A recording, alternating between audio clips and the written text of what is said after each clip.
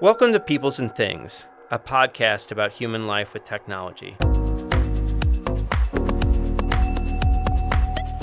I'm your host, Lee Vinsel, an associate professor of science, technology, and society at Virginia Tech. You can reach me with comments and suggestions at leevinsel@gmail.com or on Twitter at sts_news. I would love to hear from you.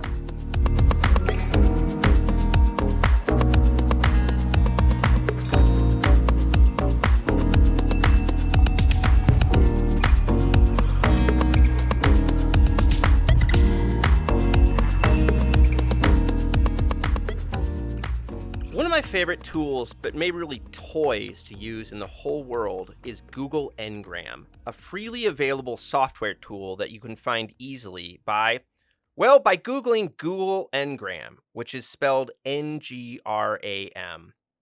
Google Ngram uses the sources found in Google Books to explore usage patterns of words and phrases over time. To give one of my favorite examples I often use in class, if you pump the phrase "need to unwind" into Google Ngram, you'll see that the phrase emerged in the mid-1950s and really took off in the 1980s. Is it about Cold War anxieties? Or is it, as I've always expected, about watching television? I'm not sure, but it's kind of cool.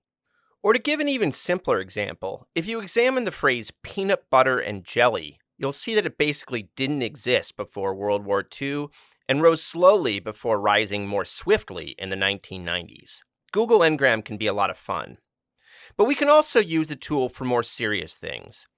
If you put the word innovation into the tool and look at the period from 1800 to the present, you see that use of the word actually went down a bit in the early 1800s and then remained fairly static for over 100 years before rising sharply in the late 1950s and especially in the 1960s and since the 1990s.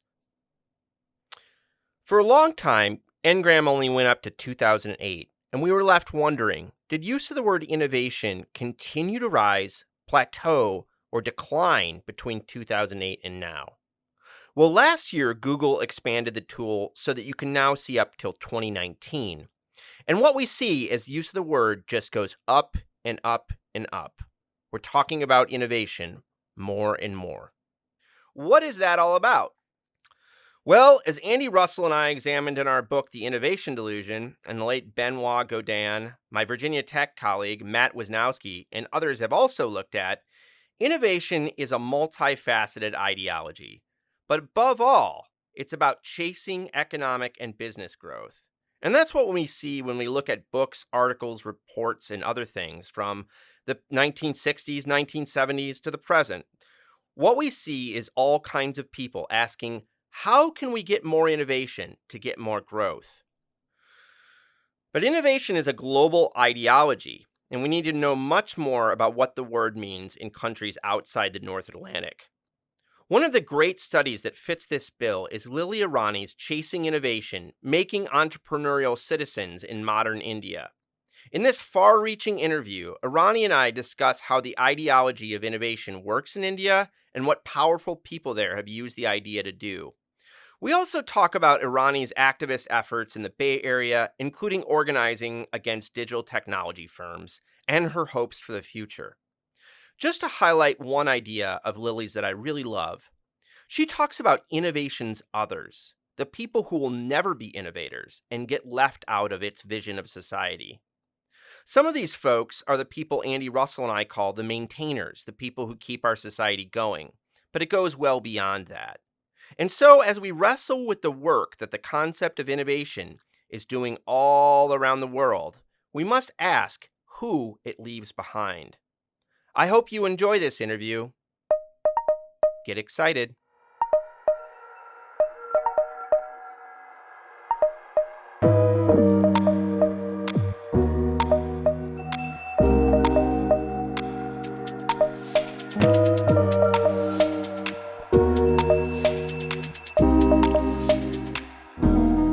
Lilly, thanks so much for taking the time to talk to me today. Thanks for doing so much to get everybody thinking about questions of technology and maintenance and the infrastructures that we live with. And this podcast is just one example of that. Thank you. I really love Chasing Innovation. It's one of my favorite books from the last few years. So I wonder, when you've had to introduce it to people, as we all do, what do you tell them that Chasing Innovation's about? Oh, wow. Um, I guess one way I describe it is, you know, we have all these issues around housing and infrastructure and healthcare, and why did we think that some entrepreneurs were going to be able to solve it all? And what's wrong Yeah. with that idea? I think that's a big part of what the book is about. But then it does that by looking at the specific people who are called to that vision of entrepreneurship and are trying to drain themselves in their lives trying to do it.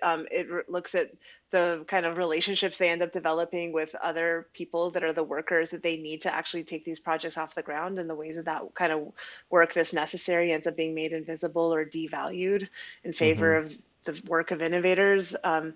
And it tries to show how no matter how hard a small group of people try, like they're not going to be able to actually change the world, as that cheesy Yeah. quote goes, unless they become part of larger social movements that can change the political conditions and the rules of the game. Mm-hmm. And you have an interesting Mhm. background. Your first degree was in CS, is that right? Yeah. And how did you go from computer science to science studies? What was that transformation like? um, I don't know if you've heard, but being a woman in computer science is kind of a bummer. I have heard, but have not uh, lived it. I mean, there's like so many weird fragments. My mom actually programmed computers in the 70s at IBM in Iran, but she was a secretary. Like nobody thought it was fancy work. And Nathan Ensmenger has written about that when the computer Yeah. boys take over. Mar Hicks has written about that.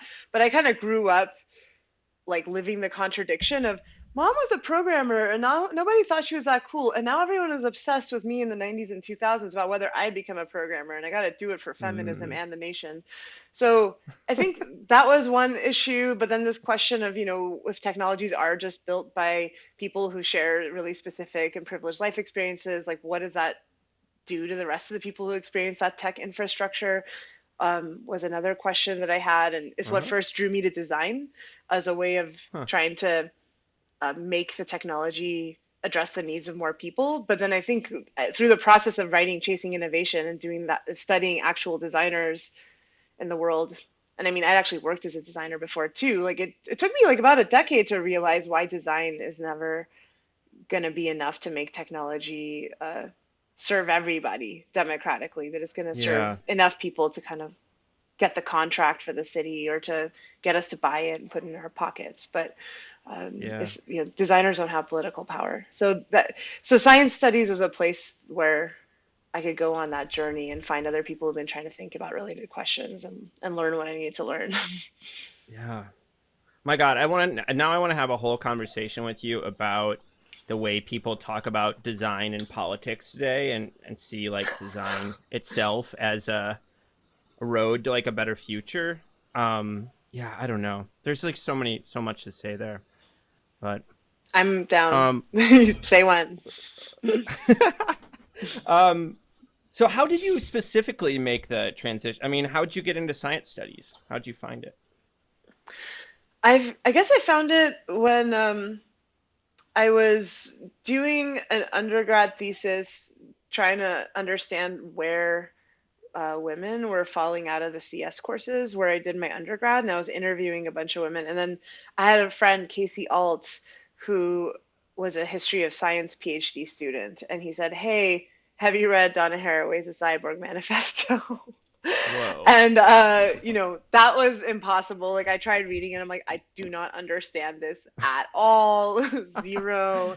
But then there were these seminars that were happening, where there were like historians and archaeologists and Mm. sociologists, and they were having science studies conversations. And so I just went in Huh. there as a computer science person, and I would just like ask questions about the tech, like, hey, Mm. like this media theorist says this, but I don't really think that's quite how computers work, or Yeah. what about this thing? And they were open, and they were happy to explain stuff I didn't know and hear stuff that I knew that they didn't know, and it became kind of symbiotic.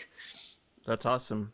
Now I'm picturing you as like trying to struggle with the Cyborg Manifesto and listening to like Bell and Sebastian and just being totally lost.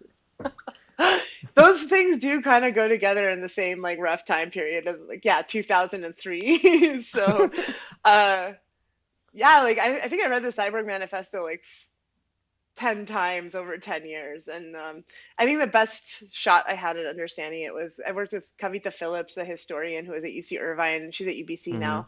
But I remember she gave it to me and she's like, notice how it was published in Socialist Register. Like Yeah. this is not just about humans and technologies in new combinations. It's actually about like capitalism and work and global extraction and like how that makes us into the Mm. kinds of people that we are. But at the same time, it also opens up new possibilities. Yeah. No, that's really important context for that piece, I think. So how'd you originally start working on the dissertation that led to Chasing Innovation? How'd you pick your site and how'd you do it?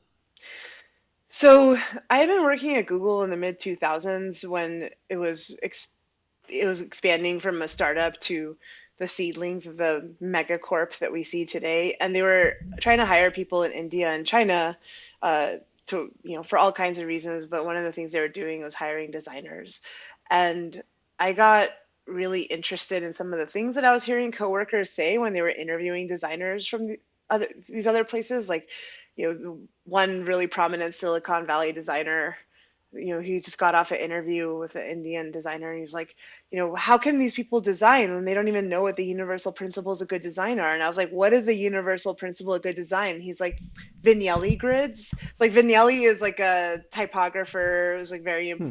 you ever seen an American Apparel website or like a New York Times website, like those are some basic typographical Ah. principles. But he had this assumption about what kinds of cultural like aesthetics and promote like literacy, information Huh. transfer, and like as somebody who grew up in an Iranian family, I did have enough of a sense of, hey, aesthetics can be really different. The kinds of ways people learn to read or engage with a text or a script can be really different. And at the same time, like Google was getting its butt kicked with like their products that we thought were terribly designed that were actually like super successful in Brazil and India, and our user experience team couldn't explain why. So the Hmm. globalization of like Silicon Valley expertise was like one way that I started getting interested in the project that led me to this Indian design studio in Delhi that I studied. And then the kind of, you know, like the kind of racism that seemed tied to the idea that Europe and the US are at the cutting edge, and that people who Mm-hmm. have different kinds of technological infrastructures or ways of organizing the economy are like necessarily lagging behind. Like that didn't sit right with me as an immigrant kid. Mm-hmm. And so that was also part of why I was looking for the kinds of places that were like this design studio. And so the folks in the design studio I talked to were like, yeah, like we deal with like a lot of these kinds of biases and assumptions Huh. with people that we collaborate with all the time. So Yeah. please come study it. But then when I got there, I also saw that, there was a very first project that I was doing field work on, like all these people in a rural village were telling the designers who were like born and raised in India but hired by a US philanthropy and nonprofit, like all these people in this village were saying, hey, like we don't need this bacterial water filter, like we need fluoride water filters, we have a huge problem with fluorosis in our region. And then I saw the designers when they took that back to their funders, the funder was like, well, we're not going to do a fluoride water filter for a bunch of reasons I describe in the book. Like, we are committed to designing a bacterial water filter that people will buy and use even if they don't think they need it. And like, how do we Wow. market this to them? And so that was a moment where I felt like this like question about like racism and colonialism and the structure of expertise kind of also collided with, as a design expert coming into this project, I was like, everything I've been taught is actually a lie. Yeah, yeah. Like design's supposed to make technology that people actually need and want and can use that addresses their problems. But like, here's how it's being actually, it's actually a tool of power to impose certain technology infrastructures on people, and make it Yeah. more acceptable. So that became the journey of the dissertation that became the book. Yeah. I mean, did you know going into it that you were going to end up seeing the studio as this kind of microcosm of this kind of ideology of entrepreneurship and innovation that you write about so well in the book.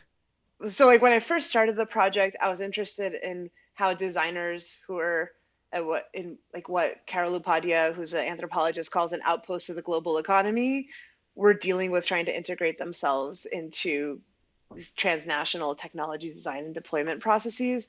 And Yeah. then as I did the field work, it became really clear that the designers were not just doing work, they were also evangelizing design as this way of doing kind of Yeah. reform and nation building. And so dissertation was a lot about design and how design frames certain people as able to see systematically or see the future, and other people can't properly see the future or reason about the future, Yeah. so they need to be designed for. Yeah. Yeah. And Yeah. it's good for everyone for that division of imagination and labor to happen. But then as I was trying to turn it into a book, I felt like I don't I struggled a lot with, I didn't want to throw people that had let me come and study their work practices and the situation that they were in. I didn't want to throw them under the bus.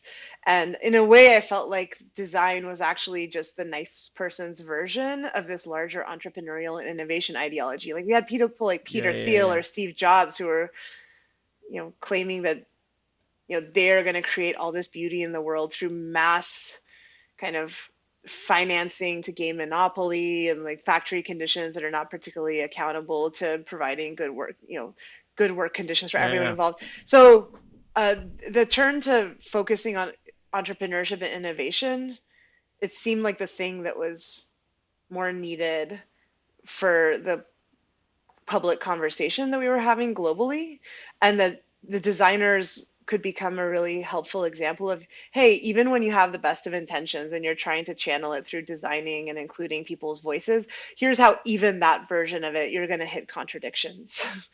So Mm-hmm. yeah, sometimes I think about like Yeah. who's your favorite enemy, your smartest enemy to argue with, like the most Mm-hmm. thoughtful adversary, and designers, seem like the most well-intentioned and the most thoughtful in the ways that they have historically tried to mitigate the effects of industrial capitalism on Yeah. people. And so if I could show how that's going to run into a wall, maybe we could clear the ground for more democratic forms of politics, replacing this Mm-hmm. like hopeful expertise.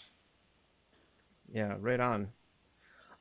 At the beginning of the book, getting into the entrepreneurship idea a bit, I really love just the first paragraph where you talk about how the notion of entrepreneur started out as this rather humble thing, meaning like someone who managed an enterprise and undertook projects financed by others and saw them through. And then you really nicely kind of blow out from there about how it takes on this very dramatic hue and ends up like fodder for TED Talks and Harvard Business Review articles and all these kinds of things. So, I mean, how do you understand this kind of transformation around entrepreneurship and how the notion changed so much? And you can talk about India specifically, but maybe we should just talk about this transformation that entrepreneurship goes through. Yeah, I think like thinking about how that transformation happened in India can help us notice things about the transformation in other places, because entrepreneurship is sort of this buzzword in so many countries. Um, in India, the transformation looked like, yeah, entrepreneurship was for a long time about, hey, we've got all these small and medium businesses. There aren't enough jobs in all the state-owned enterprises, so we need to enable people to create, their own jobs like out in rural areas.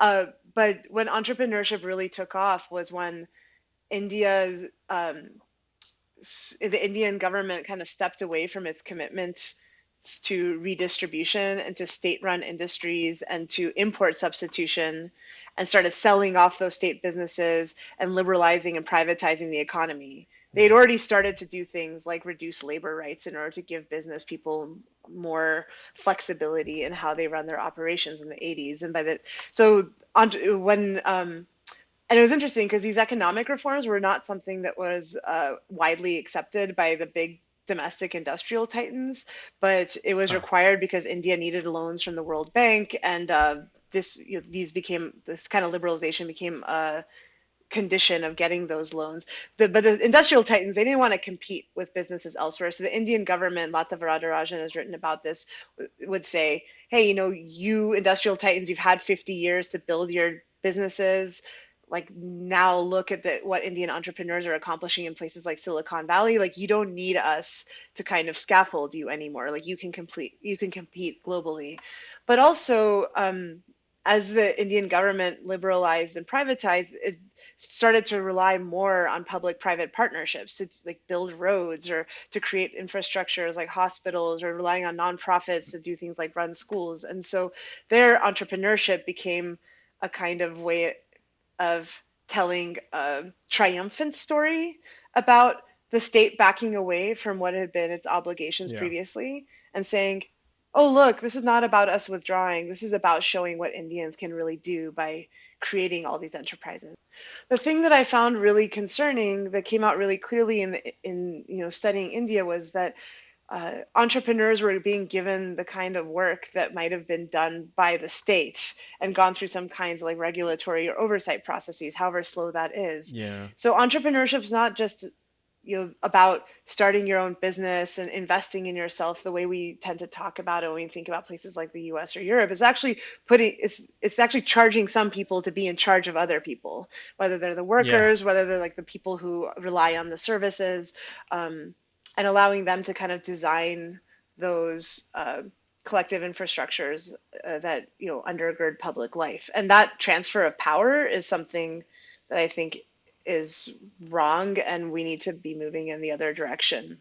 And I think like now when Hmm. we look at like how much big tech defines in a lot of parts of the world, like the ways we communicate, how data sharing works, how our attention gets monetized, I think that need to bring democratic control over these infrastructures that were once an entrepreneur's dream becomes even more obvious. Yeah. That's really nice. When I talk about the history of innovation, speak as Andy and I call it. One of the things we point out in some talks is that if you do a Google Ngram and look at word things over time, the period where innovation's really going up and up and up is precisely, even in the U.S., like the moment we're cutting back the social safety net and cutting welfare and all these things, right? So I think this is pretty common around the world, is that, this goes hand in hand with neoliberalism and kind of the pulling back of the state. And there's this kind of fantasy that private industry, through innovation and starting up new enterprises, is how gonna like deal with those social problems for us,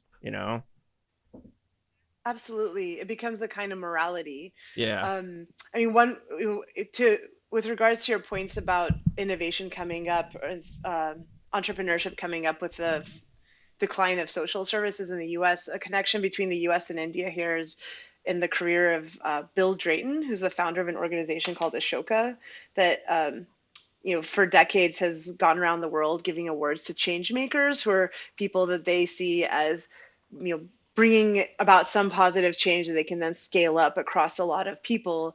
And Bill Drayton was a Reagan appointee to the EPA. And when he wrote about social entrepreneurship, I think he first started writing about that in the 70s. He specifically talked about it as a way of making change, not through redistribution and not through conflict, but through persuasion. Hmm. And he would even cite Gandhi as this positive example of somebody who, I mean, Gandhi was actually sponsored, I write this in the book, he was actually sponsored by rich industrialists in India. Right. And he was not a communist. He thought that a social movement should persuade the rich to give some land to poor people.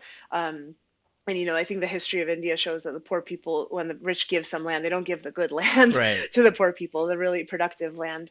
So Bill Drayton specifically posed this social entrepreneur as a person who could kind of be a visionary but not struggle for power. Hmm. And I think that that's one of the reasons why this figure has become so important. Even when you saw like Mm. the Occupy movement saying that Wall Street was putting the 1% above the 99%, at the same time you had a bunch of business schools who started opening social innovation Yeah. programs and social entrepreneurship programs to say, oh, look, we're not all Wall Street. Like, we can also do good. Like, don't stop believing in capitalism. Just start doing Right. it in this different way. Yeah. Totally. What does your notion of entrepreneurial citizenship allow us to see in this kind of picture you've been painting? Yeah, the reason I kind of named that as a term was just to help us see how entrepreneurship is not just about business, as you were saying. It is a form of morality that's about building up yourself, your own aspirations, your own career as a way of actually being part of a larger social and political community, and Yeah. that you're asked to belong to the nation, you're asked to contribute to nation building, but only in these particular ways.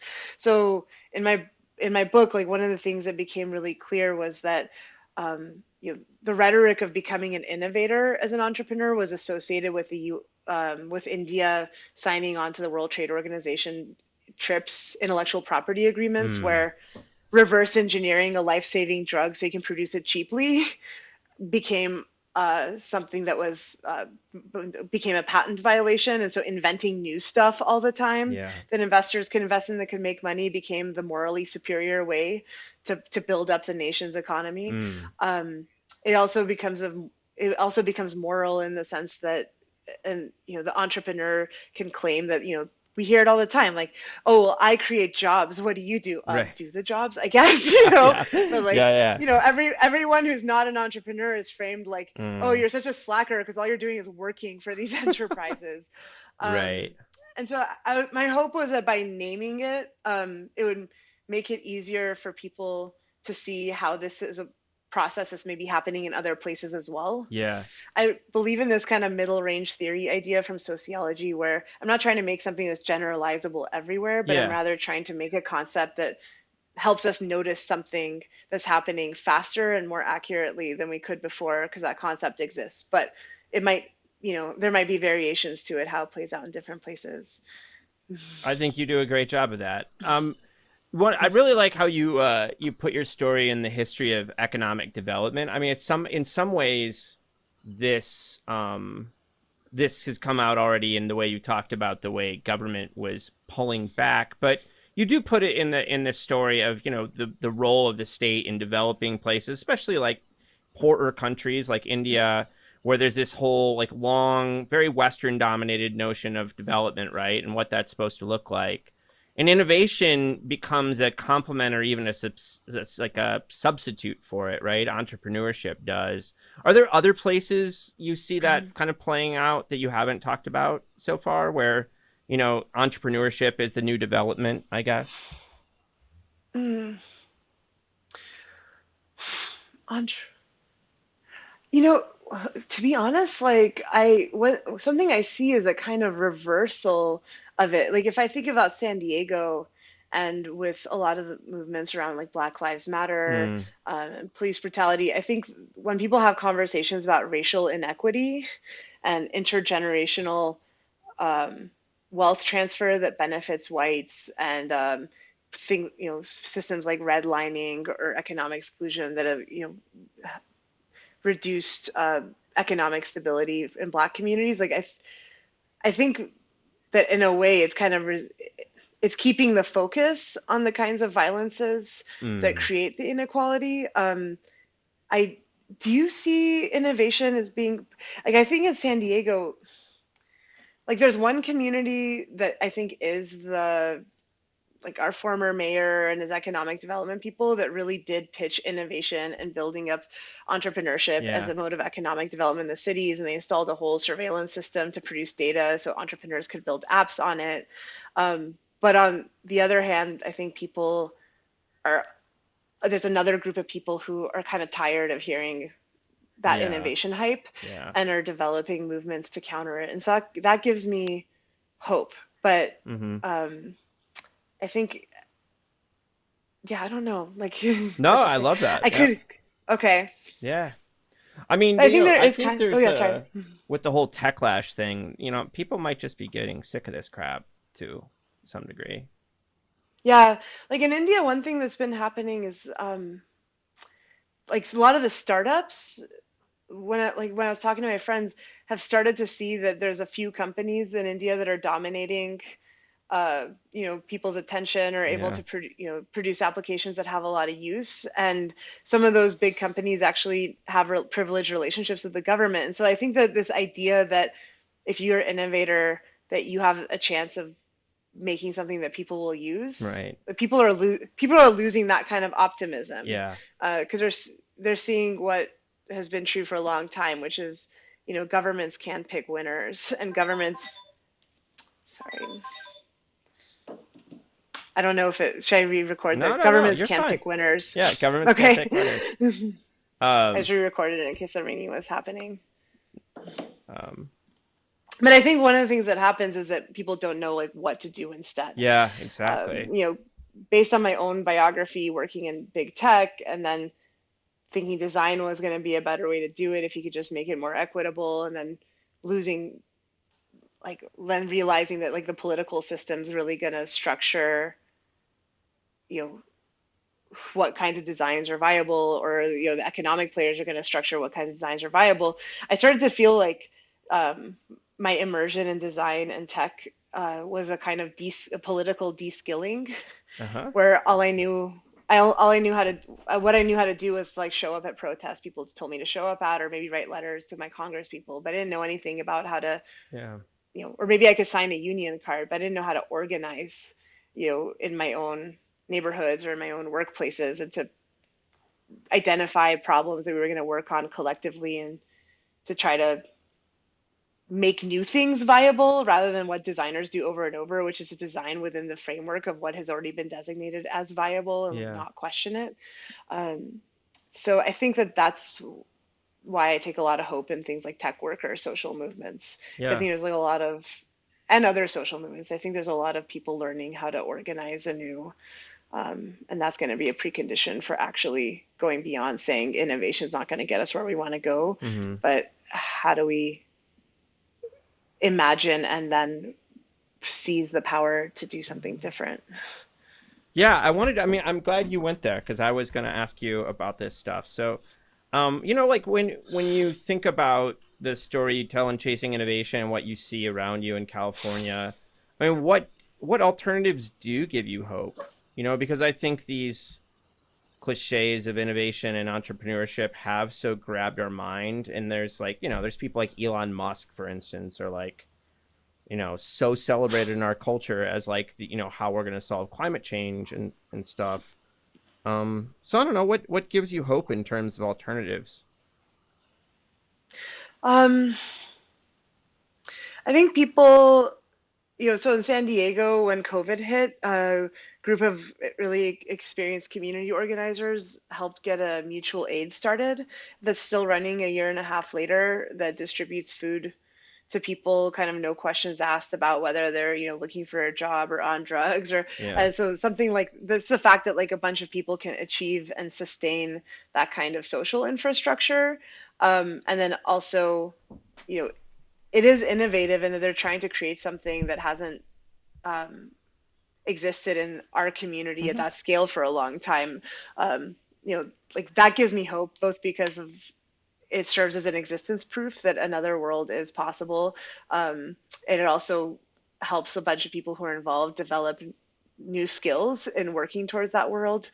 That's something. Eric Olin Wright is somebody that I've Hmm. been reading lately.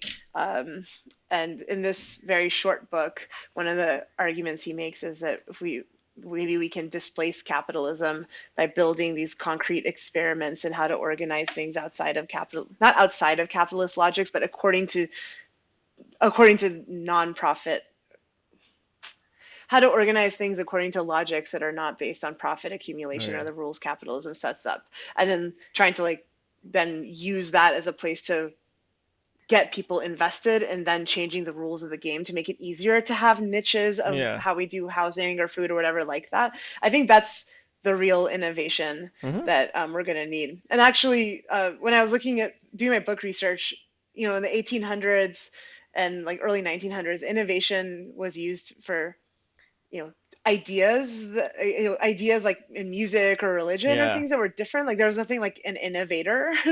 And so maybe we can go back to an older version of innovation Hmm.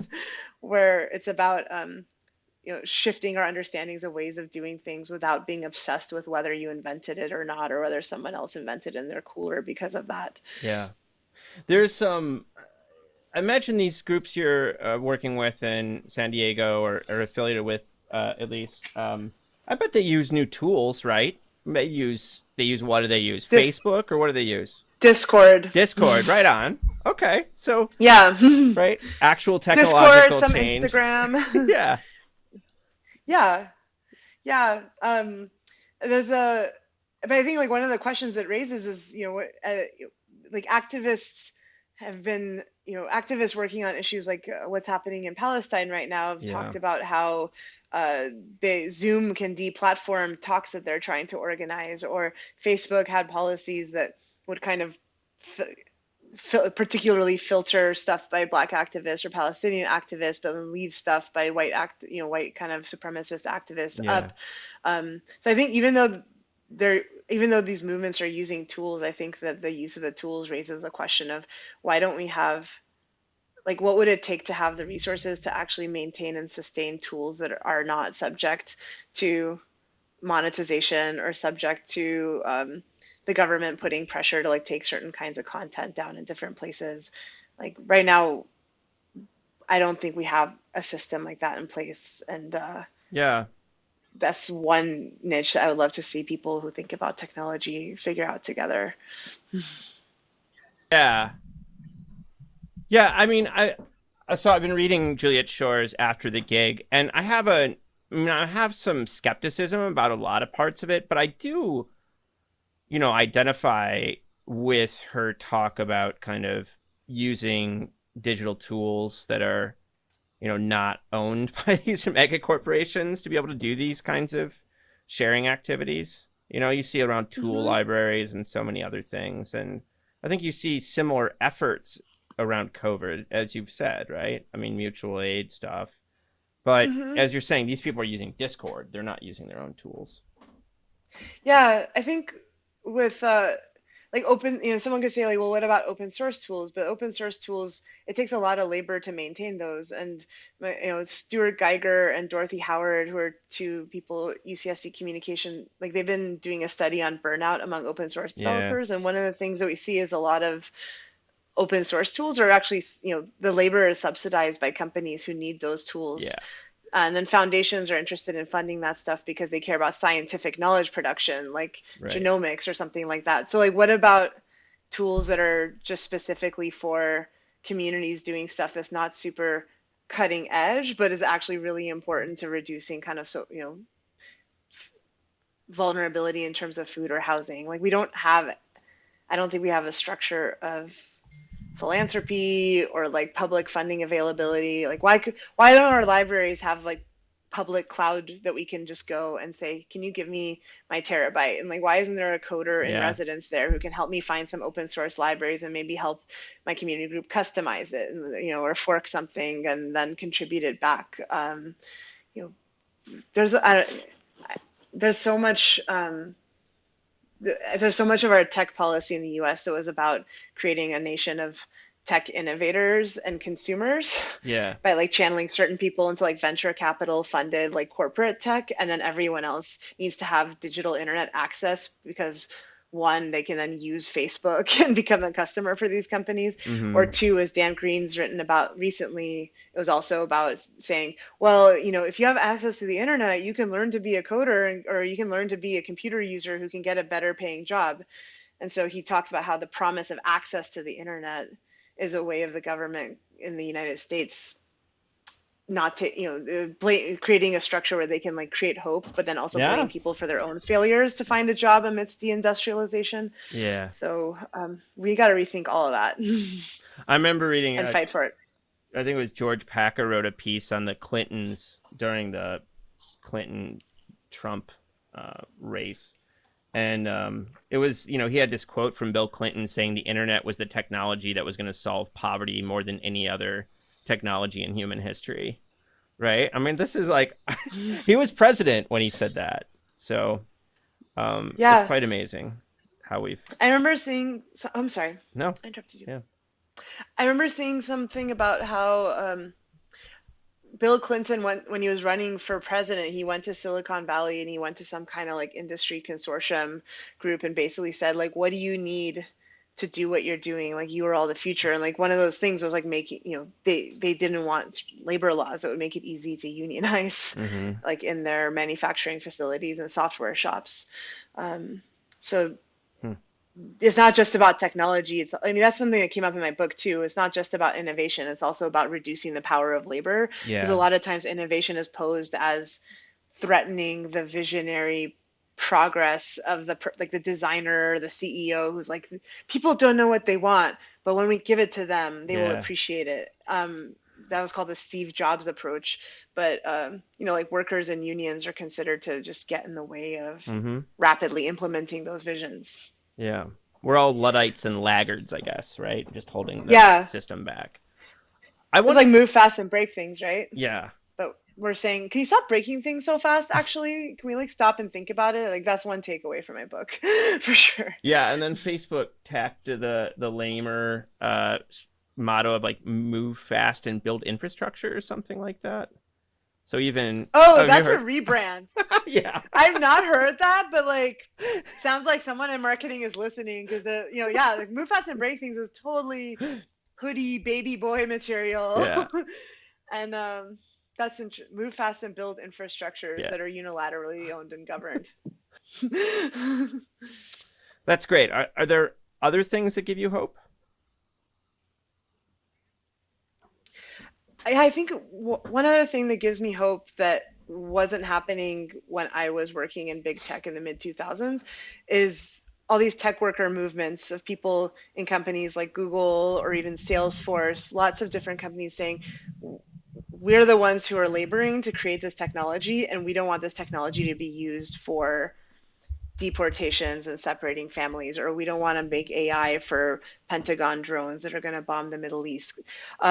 It's a really hard road to organize, but I think it really, like, it's through their movements that I really realized like just how important it is to have public oversight of these technologies, to have regulations that make it easier for people to actually to organize, to have whistleblower protections, or even to have regulations that make certain uses of the technology, to ban them because they mostly can Yeah. lead to human rights violations. So, at the same time as we're trying to create little pockets of the other kinds of infrastructure practices like mutual aid or digital tech for communities that we need, we also have to recognize that the government and big tech are working together, and we are not going to be able to change the rules of the game Yeah. unless we're organized strong enough to actually propose and demand alternative like regulatory frameworks or ways of resourcing this stuff. So Yeah. I think both sides That's a are great point. necessary. I mean, I think there's really big economic questions that, some of my friends in business and economic history of technology ponder about about deindustrialization and, the kind of good jobs that went away Mm-hmm. and the jobs that Mm-hmm. have, there's been a lot of jobs added since the 1970s or 1990s, whenever you want to pick your deindustrialization moment. But what are the quality of the jobs, right?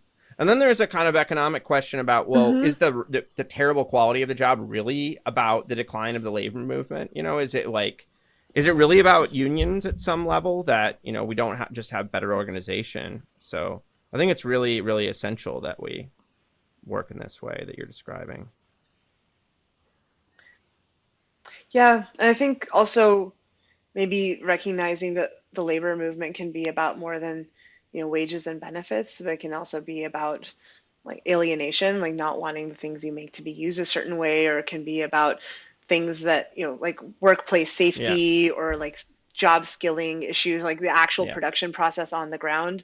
I think tech worker organizing is like one pocket of expanded kind of labor movement activity that is highlighting a need to think about what labor can demand like way more expansively than we've gotten used to the last couple of Yeah. decades. I wanted to ask you, I wanted to get in your ideas, innovators, others. I think you've already touched on this and when you're talking about, the Bay Area in some ways. But one thing you make clear is that not everyone's going to be an entrepreneur, connected to what we were just saying. And so they become kind of the unpromising. So I wanted to, who are the people in India who are the innovators, others, as you call them? A term I really thought was great. Um, in India, the others of innovators, the people who are necessary and devalued at the same time for this project innovation, I mean, it could be the consumers, on the like just an everyday way this shows up in design culture is designers who are like, man, I'm using Facebook too much. I got to detox. I'm becoming too much of a consumer, not creative enough. And like, yet the whole like economy that's being built kind of like depends and relies on them having that Yeah. experience and then self-blaming rather than trying to change the infrastructure. Um, Others include, people who are factory workers or the software engineers who are building software to spec and are not kind of creating new products. The people who are maintaining software for global companies as part of these big companies like Wipro. Those Hmm. people don't really, they're necessary to the software continuing to run, but they're not, they're Hmm. sort of considered like in potential, and if only they could invent their own Twitter and Google in India and like rise up Yeah. to the next level. um, and then finally, I think people who were, people who are in like the various kinds of social movements who are, you know, farmers who are struggling against land acquisition that's needed to build like some glittering highway to connect two cities and, push their industrialization forward. They're considered kind of these impediments to innovation because Hmm. they're slowing down these really urgent processes of change, of visionary change. So Yeah. yeah, and then also the people who take care of people, the people who keep people alive. So one of the Caregivers. chapters, yeah, read the work of Prashant Rajan, who had done these case studies of rural innovators who'd been given these awards by the Indian government for doing things like inventing clay refrigerators or, really affordable tractors. And I kind of like read between the lines of his case study, and in most of those people who got the awards were men. And in all cases, they had some kind of family member who had a steady job as a teacher, so they could afford to take this time out to like Yeah. work on their passion project, or they owned land and they had farm workers who were like picking the food, and like they would get a little bit of wages, but then the landowner would have something to eat while they were like building the cool tractor. So yeah, the caregivers, the people who keep the food coming, um, in the farms and Yeah. in the design studio likewise, are like both necessary and devalued. When Andy Russell and I were writing The Innovation Delusion, Mhm. I would revisited Richard Florida's creative class book, which was all about like rebuilding cities to make them, attractive to hipsters basically, and economic Yeah. growth was supposed to come out of that. And it was amazing when he's defining the creative class, they were defined as like against this other class. I can't even remember what he calls them, but it's just like the service workers and all the people who kind of the maintainers, basically all the people who do the grunt work that keeps a Hmm. city going. Hmm.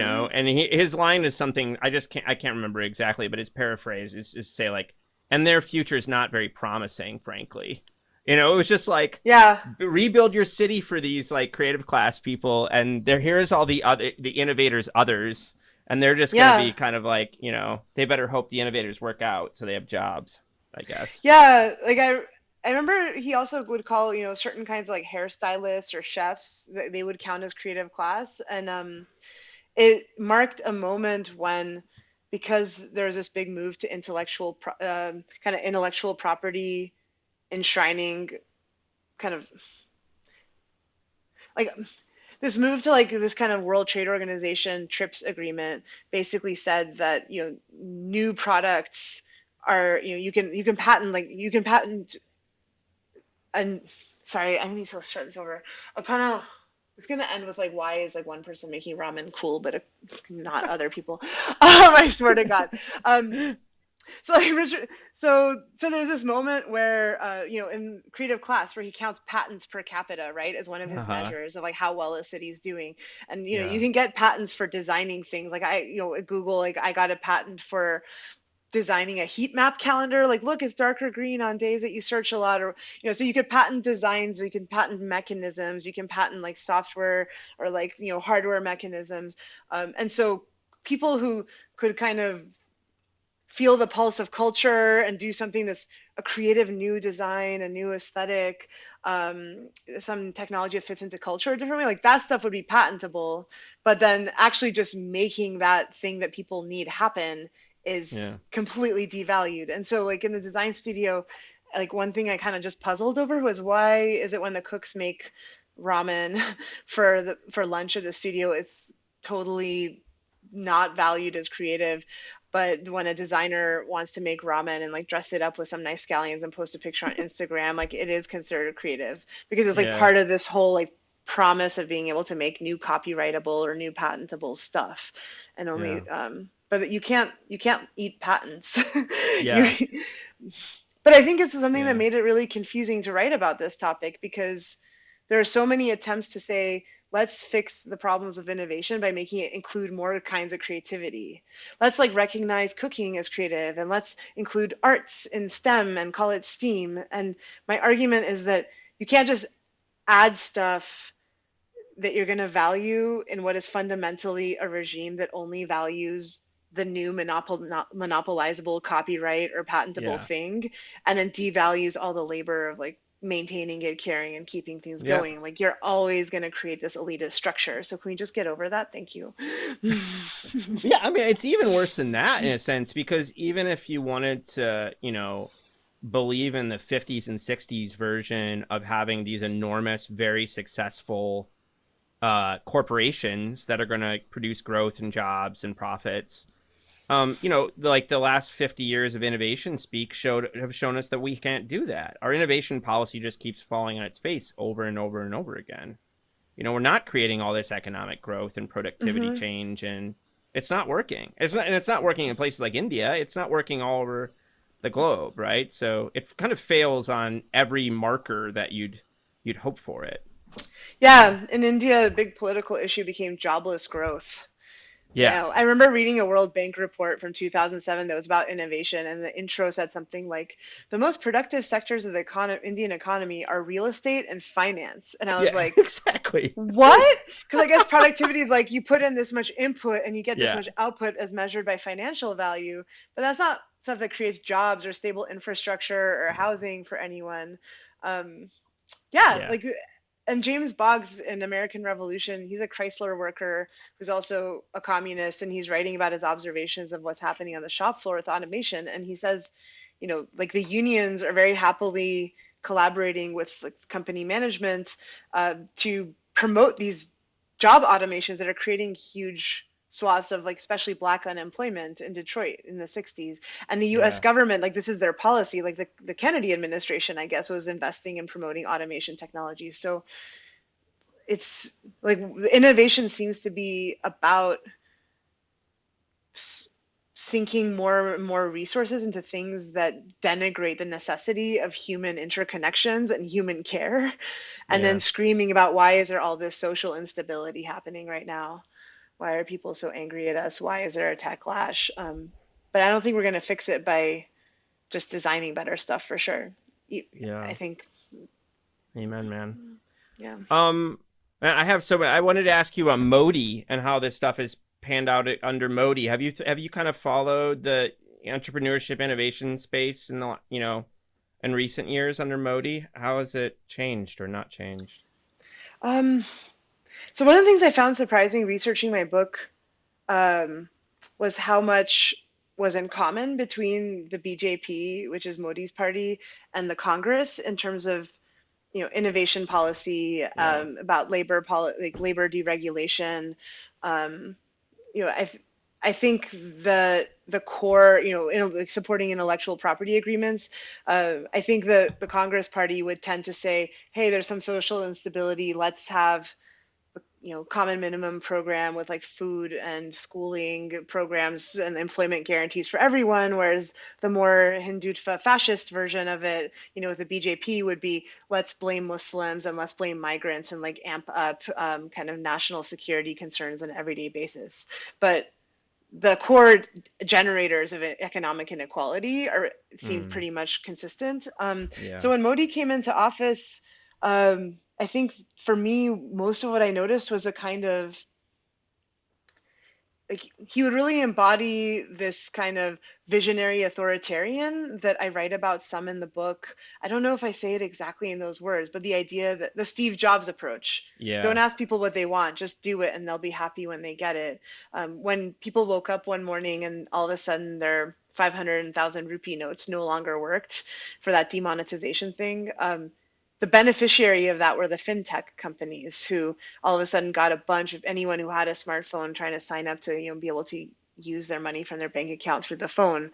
Modi had this Digital India program that was part of what he was elected on, and so I saw that as a really violent tearing apart of people's everyday economic practices and then forcing people into the violence of not having cash available they've been saving for Mm, medical care so they can go wait in the bank line, um, in the name of finding black money, but really I think to just give Digital India this huge boost. mm-hmm. So I think that's a I think that's been unfortunately like a playing out of some of the dynamics that I identified in the book before Modi's Yeah. election. But I hope that some of the people in that startup class are also seeing that, the state can make allies and create Mm, monopolies out of certain tech companies, and there's not really opportunity for them in that mode. Um, but I don't know. It's really hard to, I don't want, it's hard to say which way India's going. You have yeah. so much communal violence, and you have these incredible farmers' protests that have been sustained for months, and Yeah. people saying Well, the no. pandemic's a mess right now. I mean, It's yeah, it's awful. tough. Yeah, I think Modi made a call for innovation. It was like, we need to see innovation in healthcare. It's such an empty Yeah. call when you've Yeah. already bankrupted the care infrastructures. It's fascinating though what you're pointing to about the ideology of innovation, about how it's kind of like bipartisan in Hmm. India. I mean, it seems true in the States, seems true in Hmm. Europe. I mean, Hmm. this is the really fascinating thing about the innovation as in entrepreneurship as ideologies is they're so Hmm. fundamental. It's like Hmm. all parties are into them in some level. Hmm. Yeah. Yeah, I think Dan Green's book Promise of Access actually gives a pretty good account of how that can happen, because he's talking about kind of digital divide as Yeah. not innovation specifically, but the way he talks about it, he like talks about how librarians who are getting defunded and trying to stay relevant to policymakers, or students who are trying to find jobs, like all of them can find in this digital divide and like promise of digital access a reason to hope.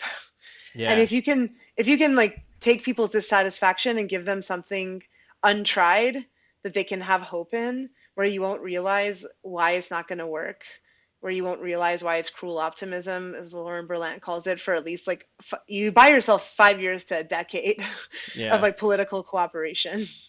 Yeah. And I think innovation kind of functioned in that way, where Mm-hmm.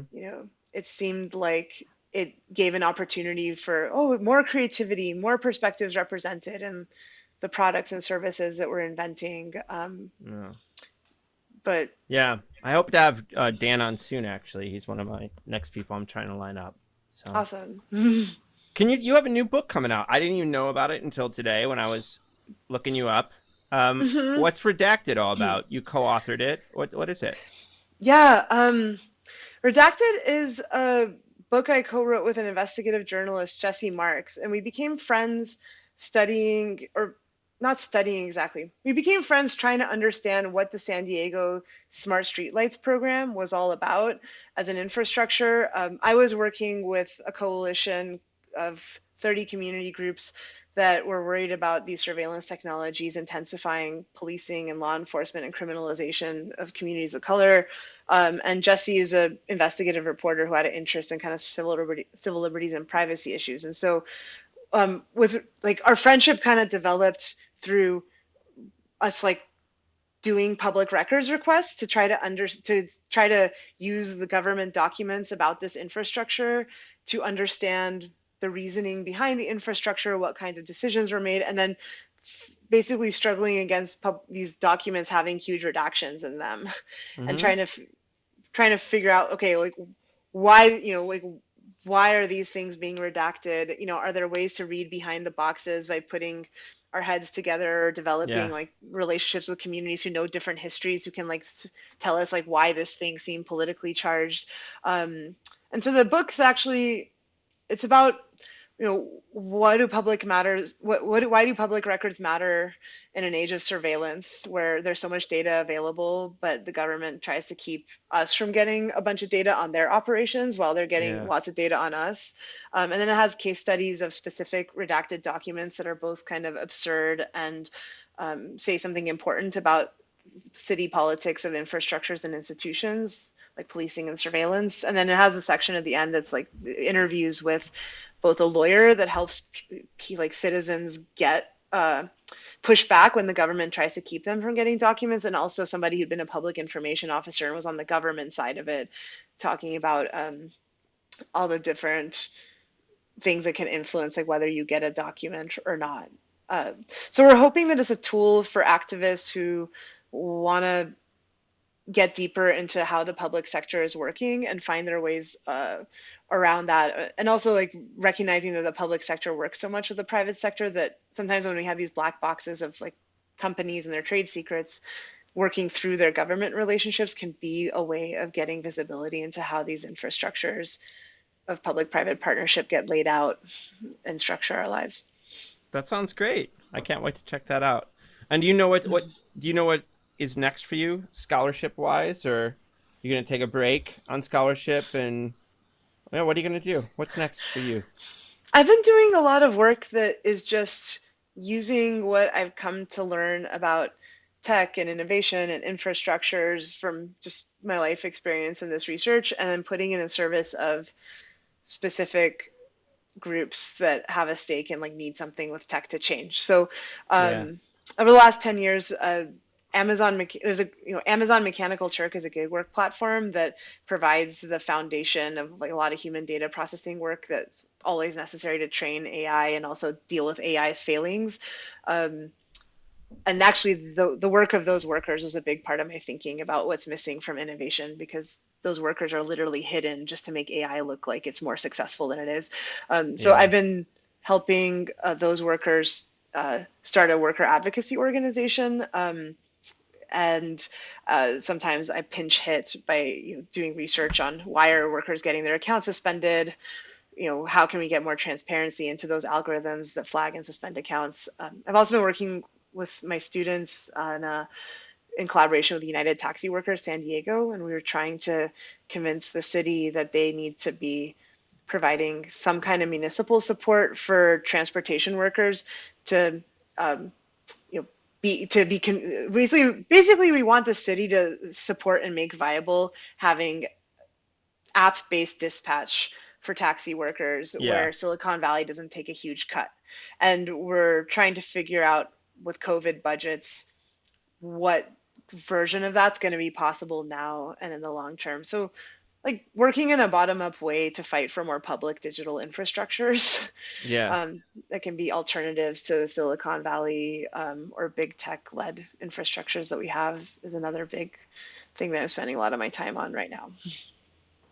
I respect that all, and I respect you very much, Lily. Thank you for taking the time to talk to me today. This has been really great. Thank you so much for convening these conversations, and I can't wait to listen to your podcast.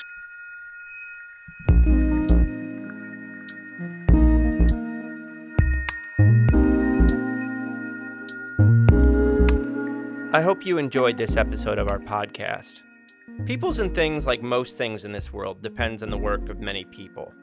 I want to thank my brother Jake Vinsel for writing the music for the show. I want to thank my buddy Juliana Castro for designing the logos for the podcast. You can check out her work at julianacastro.co. Peoples and Things is a production of Virginia Tech Publishing and the University Libraries at Virginia Tech. Production activities are supported by the Athenaeum, a space in the library that acts as a hub for digital humanities teaching, learning, and creation. Joe Ford is the Athenaeum coordinator and digital humanities specialist at VT Libraries, and he serves as producer and sound engineer for the podcast. For information about other podcasts from Virginia Tech Publishing, visit publishing.vt.edu. I also want to thank you for listening. Thanks.